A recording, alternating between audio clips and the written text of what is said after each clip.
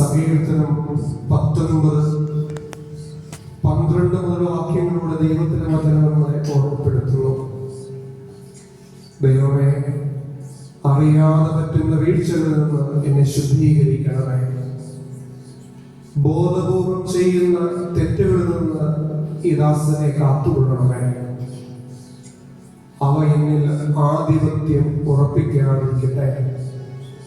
അപ്പോൾ ഞാൻ നിർമ്മലനായിരിക്കും, മഹാപരാധങ്ങളിൽ ഞാൻ വിമുക്തനായിരിക്കും.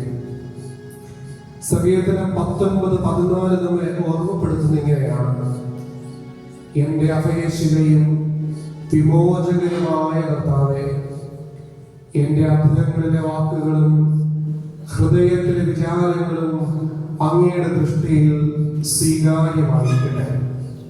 ഈ വചനം നമുക്ക് നീട്ടിയൊരു പ്രാർത്ഥിക്കാം. എന്റെ അഭയശിലയും വിമോചകനുമായ കർത്താവേ, എന്റെ അധരങ്ങളിലെ വാക്കുകളും ഹൃദയത്തിലെ വിചാരങ്ങളും അങ്ങയുടെ ദൃഷ്ടിയിൽ സ്വീകാര്യമായിരിക്കട്ടെ.